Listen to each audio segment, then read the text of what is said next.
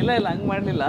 First ಏನಾಯ್ತು, first sir ಹೇಳ್ದಂಗೆ ಮಾಡ್ದು, ಕೂತು ವಾಕ್ ಡನ್ 2 ರೀಲ್ಸ್ ವರ್ಕ್ ಮಾಡ್ದು, ಸಾರ್ ಹಾಕೊಡ್ದು. ಫಸ್ಟ್ ಆಕ್ಚುಲಿ ಡೈರೆಕ್ಟರ್ ಸಾರ್ ಹಿಂಗ್ ನೋಡ್ತಿರ್ತಾರೆ, ಅವ್ರನ್ನ ಕಷ್ಟಪಟ್ಟು ಮೆಚ್ಚರಿ ಅವ್ರು ತಿರುಬಿಟ್ಟು ಇವ್ರನ್ನ ನೋಡ್ತಾರೆ. ಅವ್ರು ಹೋಗಿದ್ರೆ ಸಾರ್ ಅಂತ ನಂಗೆ ಅಯ್ಯಯ್ಯೋ ಏನಿದು, ಬಟ್ ವಿ ಬಿಂತ್ರು ಅದು. ಆಮೇಲೆ ನಾನೇನು ಮಾಡಿದೆ, ಕಂಪ್ಲೀಟ್ಲಿ ಎಲ್ಲ ರೀಲು ಡಿಲೀಟ್ ಮಾಡಿ ಸರ್ ಪಕ್ಕದಲ್ಲಿ ಕೂರಿಸ್ಕೊಬಿಟ್ಟೆ, ಇಲ್ಲಿ ಡೈರೆಕ್ಟ್ರು ಇಲ್ಲಿ ಇವರು ಇಲ್ಲಿ ನಾನು. ಸೊ ಎವ್ರಿ ಬಿಟ್ಟು ನೋಡೋದು, ಅಲ್ಲೇ ಕಂಪೋಸ್ ಮಾಡೋದು, ಅಲ್ಲೇ ಮ್ಯೂಸಿಕ್ ಹಾಕೋದು. ಸೊ ನಾನೊಂದು ಗೆಸ್ ಮಾಡಿದೆ, ನಮ್ಮ director, I will tell you actually, ಏನು ಅವ್ರು ಒಪ್ಪೋದು ಇವ್ರು ಒಪ್ತಾ ಇಲ್ಲ, ಇವ್ರು ಒಪ್ಪೋದು ಅವ್ರು ಒಪ್ತಾ ಇಲ್ಲ, ಏನೋ ಒಂದು ಮಿಸ್ಕಮ್ಯುನಿಕೇಶನ್ ಆಗ್ತಾ ಇದೆಯಲ್ಲ ಅಂದ್ಬಿಟ್ಟು ದೆನ್ 2 ದಿವಸ ಕ್ಲೀನಾಗಿ ಅಬ್ಸರ್ವ್ ಮಾಡಿದೆ. ನಮ್ಮ ಡೈರೆಕ್ಟರ್ ಸರ್ಗೆ ಏನು ಬೇಕಿತ್ತು, ಮ್ಯೂಸಿಕಲ್ ಬ್ಯೂಟಿಫುಲ್ ಆಗಬೇಕಿತ್ತು, ಆ ಜಾಗ ಚೆನ್ನಾಗಿದೆ, ತುಂಬ ರಿಚ್ ಆಗಿ ಸಕ್ಕತ್ತಾಗಬೇಕು ಮ್ಯೂಸಿಕ್ಕು. ಇವ್ರಿಗೇನು ಬೇಕು ಆ್ಯಕ್ಚುಲಿ ಶರ್ಮಾ ಸರ್ಗೆ ಎಲ್ಲಿ ಸ್ಟಾರ್ಟ್ ಆಗ್ತಾ ಇದೆ, ಎಲ್ಲಿ ಎಂಡ್ ಆಗ್ತಾ ಇದೆ ಗೊತ್ತಾಗ್ಬಿಡ್ತು ನನಗೆ. ಸೊ ನಾನು ಕ್ಲೀನಾಗಿ ಎಲ್ಲಿ ಸ್ಟಾರ್ಟ್ ಆಗಬೇಕು, ಎಲ್ಲಿ ಎಂಡ್ ಆಗಬೇಕು, ಮ್ಯೂಸಿಕ್ ಹೆಂಗೋ ಪರ್ಫೆಕ್ಟಾಗಿ ವರ್ಕಿಂಗ್ ಅಲ್ಲ ಮಾಡಿ ಆಮೇಲೆ ಇಡುವೆ. ಅಶೋಕ್ ಸರ್ ಸೂಪರ್ ಸರ್ ಅಂತ ತಿರುಗಿದ್ರೆ ಸರ್ ಓಕೆ, ಇವನೊಂದು ಹಿಂಗಂದ್ರೆ ಒಂಚೂರು ಹಿಂದೆ ಇಡು, ಒಂದು ಸ್ಟೆಪ್ ಮೇಕ್ ಇಟ್, ಒಂದು ಸ್ವಲ್ಪ ಲೆಫ್ಟಿಗೆ ಬಾ. ಬಟ್ ಸರ್ ಮುಖ್ಯ ವಿಷಯ ನೋಡಿ, ನಾವು ಇನ್ನು ಏನು ಹೆಸರು ಮಾಡ್ಕೊಂಡಿದ್ದವರಲ್ಲ, ಈಗ ತಾನೇ ಬರ್ತಾ ಇದ್ದೀವಿ. ಈ ನಮ್ಮಂಥವ್ರಿಗೆ ಅಶೋಕ್ ಸರ್ ಅಷ್ಟು ಪ್ರಾಮುಖ್ಯತೆ ಕೊಡ್ತಾರೆ, ಮುರಳಿ ಸರ್ ಅಷ್ಟು ಪ್ರಾಮುಖ್ಯತೆ ಕೊಡ್ತಾರೆ. ಲೋಕಿ ಸರ್ ನಮ್ಮ ಪರಿಚಯ ಇಲ್ಲ, ಅಶೋಕ್ ಸರ್ ಅವ್ರ ಹಳೆ ಪರಿಚಯ. ಬಟ್ ಅಶೋಕ್ ಸರ್ ಇಲ್ಲ, ನೀವೇನೋ ಒಂದು ಏನೋ ಒಂದು ನೋಡ್ತೀರಾ, ನಿಮ್ಮ ದೃಷ್ಟಿಕೋನ ಒಂದಿದೆ, ನನಗದು ಸೆಟ್ ಆಗ್ತಾ ಇದೆ, ನನಗದು ಬೇಕಿದೆ ಅಂತ ಹೇಳಿ ಲೋಕಿ ಸರ್ ಹತ್ರ ಕರ್ಕೊಂಡು ಬಂದಾಗ ಲೋಕಿ ಸರ್ ಮನಸ್ಸು ಎಷ್ಟಿರಬೇಕು. ಇವ್ರು ಯಾರು ಸರ್, ಈಸಿ ಅಲ್ವಾ, ಇವ್ರು ಯಾರು ಸರ್, ನಾನು ಡೈರೆಕ್ಟ್ರು ನಿಮ್ಮ ಮಾತಿಗೆ ಹೇಳ್ತೀನಿ, ಇವ್ರು ಏನೋ ಮಧ್ಯ ಕಡ್ಡಿ ಅಲ್ಲಾಡಿಸಿದ್ರೆ ನಾನೇನು. ಬಟ್ ನಾವು ಹೇಳ್ತಿರೋ ಪಾಯಿಂಟು ವ್ಯಾಲ್ಯೂಯಬಲ್, ವೆರಿ ವ್ಯಾಲ್ಯೂಯಬಲ್. ಏನು ಅನಿಸಿದಾಗ ಈ ಸ್ಪೀಕಿಂಗ್ ಅಪ್ ಫ್ರಮ್ ದೇರ್. ಇಲ್ಲ ಇವ್ರು ಹೇಳಿ ಐ ಲರ್ನ್ ಸರ್ ಮಾತಾಡ್ಬೇಕಾದ್ರೆ ಸ್ಟಾರ್ಟಿಂಗ್ ಡಿಸ್ಟರ್ಬೆನ್ಸ್, ಅದು ಹೋಗ್ತಾ ಹೋಗ್ತಾ realise okay this is the right time to start, ಇಲ್ಲಿ ಕರೆಕ್ಟಾಗಿ ಎಂಡ್ ಆಗಬೇಕು. ಅದು ಸರ್ ಪ್ರತಿಯೊಬ್ಬರ ಜೊತೆ ಎಷ್ಟು ದೊಡ್ಡ ಮನ್ಸು ಇರಬೇಕು ಸರ್. ಅದು ಮನ್ಸು, ನಾನು ಅದೇ ಹೇಳಕ್ ಬರ್ತಾ ಇದ್ದೀನಿ, ನಮ್ಮ ಟೀಮಲ್ಲಿ ಆ ಥರ ಮನ್ಸುಗಳಿದೆ. ಇಲ್ಲ ನಾನೇ ಇದು ಅನ್ನೋದಿಲ್ಲ, ಎಲ್ಲರೂ ಅವ್ರ ಒಪಿನಿಯನ್ ತೊಗೊಳ್ತೀವಿ, ಎಸ್ ಅನ್ನೋ. ಎಷ್ಟೊಂದು ವಿಷಯ ನಾವು ಹೇಳಿದ್ದು ರಿಜೆಕ್ಟು ಆಗಿರುತ್ತೆ, ಎಷ್ಟೊಂದು ವಿಷಯ ಅವ್ರು ಹೇಳಿದ್ದು ಎಸ್ ಸರ್ ಇದು ಕರೆಕ್ಟ್ ನನಗೆ ಹೊಳಿಲಿಲ್ಲ, ಹಂಗಾಗತ್ತೆ. ಈ ಗಿವ್ ಆ್ಯಂಡ್ ಟೇಕ್ ತೊಗೊಂಡಾಗ ಏನಾಗುತ್ತೆ, ಒಂದು ಪ್ರಾಡಕ್ಟ್ ಬ್ಯೂಟಿಫುಲ್ ಆಗಿ ಆಚೆ ಬರುತ್ತೆ ಸರ್. ಕರೆಕ್ಟ್, ಅದು ನಮ್ಮಲ್ಲಿ ಸ್ಟ್ರೆಂತ್ ಅಂತ ನಂಗೆ ಅನಿಸುತ್ತೆ. ಇಲ್ಲಾಂದರೆ ಹಾಗೆ ತಗೊಳ್ಳಲ್ಲ. Loki sir already 9 movies music ಮಾಡಿದವರು. ಸೊ ಅವ್ರದ್ದೊಂದು ಟೇಸ್ಟ್ ಇರುತ್ತೆ, ಅವ್ರದ್ದೊಂದು ಫ್ಲೇವರ್ ಇರುತ್ತೆ. ಯಾವುದು ಆಡಮೆಂಟ್ ಆಗಲಿ ಇಷ್ಟೇ ಹಿಂಗೆ ಗುರು ಅನ್ನೋದಿಲ್ಲ ಸರ್. ಅದು ನಮ್ಮ ಟೀಮಿನ ಸ್ಟ್ರೆಂತ್ ಅಂತ ನಾವು ಹೇಳ್ತೀವಿ ಸರ್. ಸಿನಿಮಾದ ಶೀರ್ಷಿಕೆ ಕೂಡ ತುಂಬಾ ಚೆನ್ನಾಗಿದೆ. ಹೌದು ಸರ್, ಯಾರು ಕೂಡ ಈ ತರ ಟ್ರೈ ಮಾಡಿಲ್ಲ ಅನ್ಕೊಳ್ತೀನಿ. ಅವನ್ ಇರ್ಬೇಕಿತ್ತು. ಈ ಹೆಸರು ಕೇಳಿದಾಗ ಅಂದ್ರೆ ಡೈರೆಕ್ಟರ್ ಫಸ್ಟೇ ಫೈನಲ್ ಮಾಡ್ಕೊಂಡ್ ಬಂದಿದ್ರೆ ಹೇಗೆ ಅಂತ ನಿಮ್ಮ ಹತ್ರ? ಅವನು ನನಗೆ ಫಸ್ಟೇ ಫೈನಲ್ ಮಾಡ್ಕೊಂಡಿದ್ದವನು. ಒಂದು ಇಷ್ಟು ಸ್ಕ್ರಿಪ್ಟ್ ಎಲ್ಲ ರೆಡಿ ಮಾಡ್ಕೊಂಡು ಅವ್ರ ಹತ್ರ ಮ್ಯೂಸಿಕ್ ಎಲ್ಲ ಮಾಡಿಸ್ಕೊಂಡು ಫೈನಲ್ ಟೇಕ್ ತೊಗೊಂಬಂದು ಈ ಥರ ಮಾಡಿಸ್ತಾ ಇದೀನಿ ಅಂತೇಳಿ ಅದೆಲ್ಲ ಮಾಡಿದ್ದಾದ್ಮೇಲೆ ಇದು ಫೈನಲ್ ಆಗಿದೆ, ಮಾಡೋಣ ಮಗ ಅಂತಂತ ಹೇಳ್ದ. ಎಲ್ಲ ಆಗಿದೆ ಮಗ, ನೀನೊಂದು ಸ್ವಲ್ಪ ಸಪೋರ್ಟ್ ಮಾಡಬೇಕು ಅಂತ ಹೇಳ್ದೆ. ಓಕೆ, ನಾನು ಕೇಳಿದೆ, ಅವ್ರನ್ನ ಮೀಟ್ ಮಾಡಿಸಿದ್ರು, ಆಯಿತು ಅಂತಂತ ಹೇಳಿದೆ. ಓಕೆ ಆಯಿತು, ಅದೇನು ಸಮಸ್ಯೆ ಆಗಲಿಲ್ಲ. ಬಟ್ ಅವನಿರಬೇಕಿತ್ತು ಅಂದರೆ ಏನು ಕನ್ಕ್ಲೂಷನ್ನು ಅಂತ ನಾನು ಅವನ್ನ ಕೇಳಿದಾಗ, ಮಗ ಸಿನಿಮಾದಲ್ಲಿ ಅವನಿರಬೇಕಿತ್ತು ಅಂದರೆ ಯಾರೋ ಒಬ್ರು ಇರಬೇಕಿತ್ತು ಸಿನಿಮಾದಲ್ಲಿ, ಈ ಥರ ಮಾಡಬೇಕಿತ್ತು ಅಂತಂದೇಳಿ ಅವ್ನ ಪಾಯಿಂಟ್ ಆಫ್ ಇಂದ ಅವನು ಹೇಳ್ದ. ನನ್ನ ಪಾಯಿಂಟ್ ಆಫ್ ಇಂದ ಅವನಿರಬೇಕಿತ್ತು ಅಂತ ಏನು ಅಂತಂತ ಹೇಳಿದ್ರೆ, ಅವರವರ ಲೈಫಲ್ಲಿ ಯಾರೋ ಒಬ್ಬರು ಅವನಿರಬೇಕಿತ್ತು ಇರ್ತಾರೆ. ಅಪ್ಪ, ಅಮ್ಮ, ಹೆಂಡತಿ, ತಮ್ಮ, ಅಕ್ಕ, ಲವರ್ಸು ಯಾರೋ ಒಬ್ರು ಅವನಿರ್ಬೇಕಿತ್ತು. ಏನೋ ಒಂದು ಕೆಲಸ ಮಾಡಕ್ಕೆ ಹೋಗ್ತೀವಿ, ಅವನಿದ್ದಿದ್ರೆ ಈ ಕೆಲಸ ಆಗ್ತಾಯಿತ್ತು, ಅವಳಿದ್ದಿದ್ರೆ ಈ ಕೆಲಸ ಆಗ್ತಾಯಿತ್ತು ಅಲ್ವಾ. ಅವನಿರಬೇಕಿತ್ತು ಹಿಂದೆ ಯಾರಿದ್ದಾರೆ ನಮ್ಮ ಸಿನಿಮಾದಲ್ಲಿ? ಪ್ರತಿಯೊಂದು ಕ್ಯಾರೆಕ್ಟರಲ್ಲಿ, ಪ್ರತಿಯೊಂದು ಇದರಲ್ಲಿ ಅವನಿರಬೇಕಿತ್ತು. ಪ್ರತಿಯೊಂದು ಕ್ಯಾರೆಕ್ಟರ್ ಯಾವನೊಬ್ಬ ಇರ್ತಾನೆ, ಅವರಿಂದ ಆ ಥರ ಒಬ್ಬರಿಂದ ಅವನಿರ್ಬೇಕಿತ್ತು. ಕೊನೆಯಲ್ಲಿ ಯಾರು ಇರಬೇಕಿತ್ತು ಅಂತ ಕನ್ಕ್ಲೂಷನ್ ಕೊಡೋದೇ ಇದ್ರಲ್ಲ ಅವನಿರ್ಬೇಕಿತ್ತು. ಇಂಟರ್ವ್ಯೂಗೆ ಬರಬೇಕಾದ್ರೆ ಮುಂಚಿತವಾಗಿ ಸ್ನೇಹಿತರು ಹಿಂಗೆ ಎಲ್ಲ ಹೋಗ್ತಿದ್ರು, ಅವನಿರ್ಬೇಕಿತ್ತು ಅಂತ ಇಂಟರ್ವ್ಯೂಗೆ ಹೋಗ್ತಿದ್ದೀರ, ಯಾರಿರ್ಬೇಕಿತ್ತು? ತುಂಬ ಕೊಲೋಕಿಯಲ್ ಆಗುತ್ತೆ, ತುಂಬ ಆಡು ಭಾಷೆ ಆಗುತ್ತೆ. ಆಮೇಲೆ ಅದು ಎಲ್ಲರಿಗೂ ಮ್ಯಾಚ್ ಆಗಿಬಿಡುತ್ತೆ ಯಾವುದನ್ನ ಸಂದರ್ಭದಲ್ಲಿ. ಹಾಗಂತ ಹೇಳ್ಬಿಟ್ಟು ನಮ್ಮ ಫಿಲಮ್ ಅದಲ್ಲದೇನು ನಮ್ಮ ಫಿಲಮಲ್ಲಿ ಅವನಿರ್ಬೇಕಿತ್ತು ಅನ್ನೋ ಕ್ಯಾರೆಕ್ಟರ್ ಇದೆ ಸರ್. ಆ ಕ್ಯಾರೆಕ್ಟರ್ನ ನಾವು ಆಬ್ವಿಯಸ್ಲಿ ಟ್ರೈಲರಲ್ಲೆಲ್ಲ ರಿಲೀಸ್ ಮಾಡೋದಕ್ಕಾಗಲ್ಲ. ಅದು ಫಿಲಮ್ ನೋಡಿದಾಗಲೇ ನಿಮಗೆ ಅದು ಏನಕ್ಕೆ ಅವಾಗ ನಿಮ್ಗೆ ಅನ್ಸುತ್ತೆ ಕರೆಕ್ಟು. ಅವನಿರಬೇಕಿತ್ತು, ಟೈಟಲ್ ಪರ್ಫೆಕ್ಟಾಗಿ ಮ್ಯಾಚ್ ಆಗ. ಆಮೇಲೆ ಇದು ಈ ಟೈಟಲ್ಗೂ ನಾವು ಬಹಳ ಡಿಸ್ಕಷನ್ ಮಾಡಿದ್ವಿ ಸರ್. ಏನೇ ಒಂದು ಸ್ಟೆಪ್ ಮಾಡಿದ್ರು ನಾವು ವಿತೌಟ್ ಡಿಸ್ಕಷನ್ ತುಂಬ ಡೀಪಾಗಿ ಯೋಚನೆ ಮಾಡಿಲ್ಲ. ಸೊ ಈ ಟೈಟಲ್ಗೂ ಹಾಗೆ. But at the end of the day ನಮಗೆ ಇಲ್ಲ, ಇದು ಜಸ್ಟಿಫೈ ಆಗುತ್ತೆ ಅಂತಾನೆ ಸರ್. ಸಂಗೀತ ಅಂದರೆ ಇಲ್ಲಿ ತುಂಬ, ಅಂದರೆ ಇಲ್ಲಿ ಮ್ಯೂಸಿಕ್ ತುಂಬ, ಆ ಮ್ಯೂಸಿಕ್ ಕೇಳಿದ್ದೆ 2 ಸಾಂಗ್ಸ್ ಆಲ್ರೆಡಿ ರಿಲೀಸ್ ಆಗಿದೆ. ಸೊ ಆ ಮ್ಯೂಸಿಕ್ ಕೇಳಿದ ಟಕ್ಕಂತ ತಲೆ ಹೊಡೆಯುತ್ತೆ.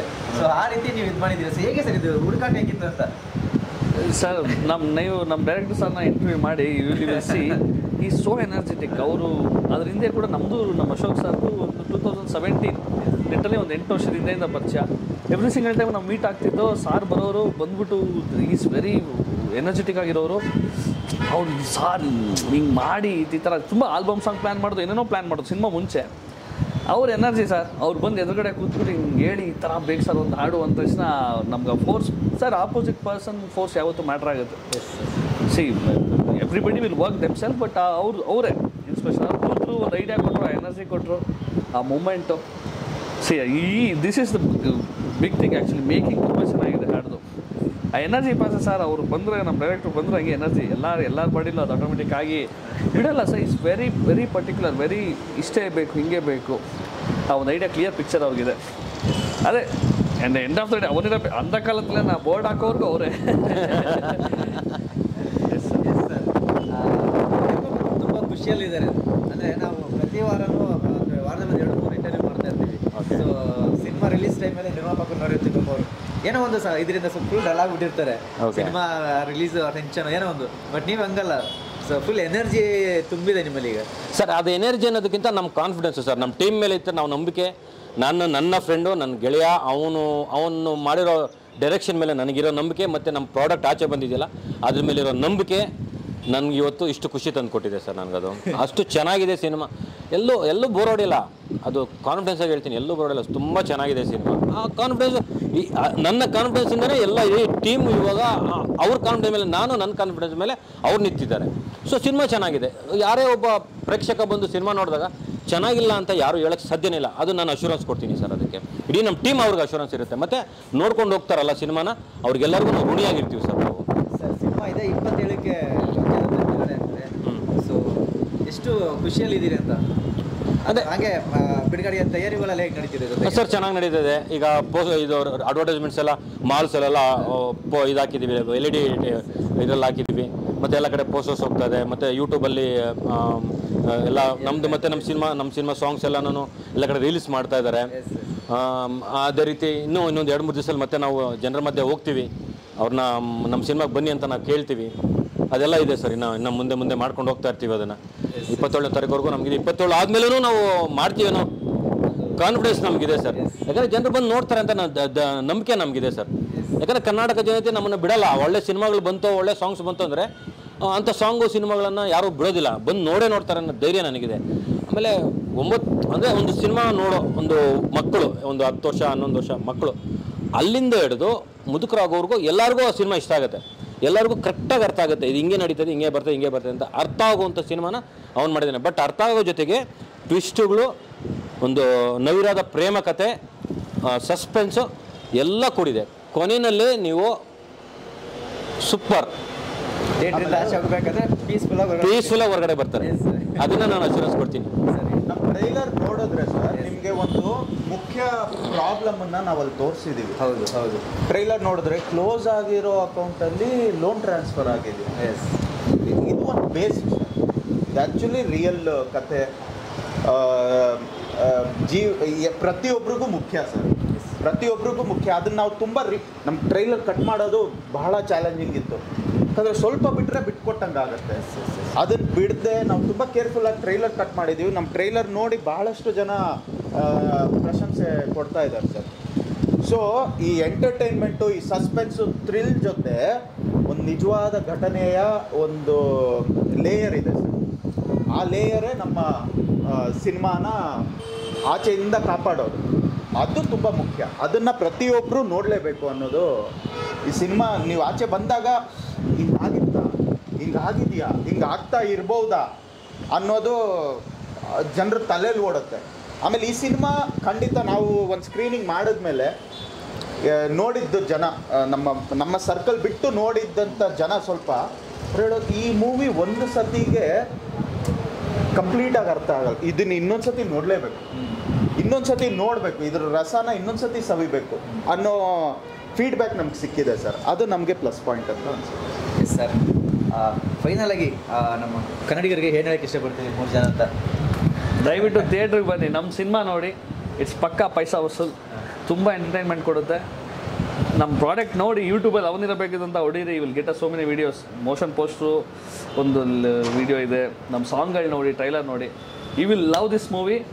V are 100% sure. ನಮ್ಮ ಪ್ರೊಡ್ಯೂಸರ್ ಕಾನ್ಫಿಡೆಂಟ್ ನೋಡಿದ್ರೆ ಗೊತ್ತಾಗಲ್ಲ, ಸೂಪರ್ ಹಿಟ್ ಸಿನಿಮಾ ಇದು. ಬನ್ನಿ ದಯವಿಟ್ಟು ಥಿಯೇಟರ್ಗೆ.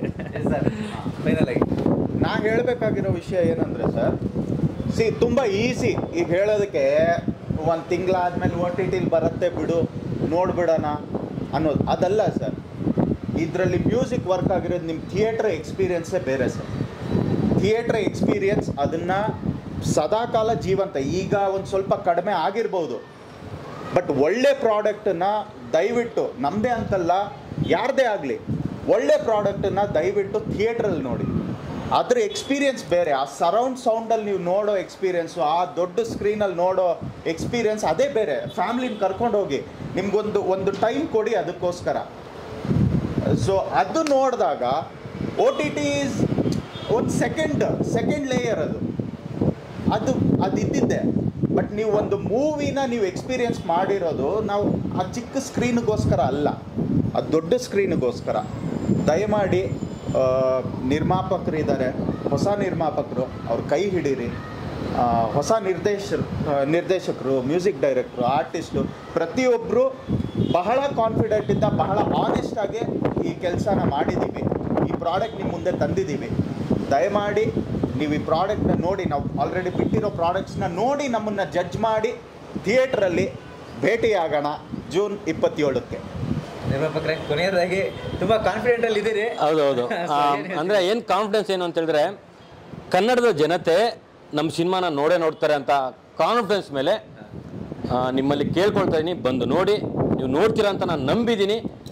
ಮತ್ತೆ ಚೆನ್ನಾಗಿರೋ ಸಿನಿಮಾಗಳನ್ನು ನಾನು ಮಾಡ್ತೀನಿ, ನನ್ನ ಗೆಳೆಯನ ಜೊತೆ ನಾನು ಮಾಡ್ತೀನಿ ಅನ್ನೋ ಒಂದು ಭರವಸೆನ ನಾನು ಕೊಟ್ಟು, ನೀವು ಸಿನಿಮಾಗೆ ಬಂದು ನೋಡ್ತೀರಾ, ನಮ್ಮನ್ನು ಹಾರೈಸ್ತೀರಾ ಅಂತ ತಿಳ್ಕೊಂಡು ನಿಮ್ಮೆಲ್ಲರಿಗೂ ನಾನು ಧನ್ಯವಾದಗಳನ್ನ ಹೇಳ್ತೀನಿ. ನಾನು sir thank you so much sir 3 ಜನಕ್ಕೂ. Thank you so much. Thank you.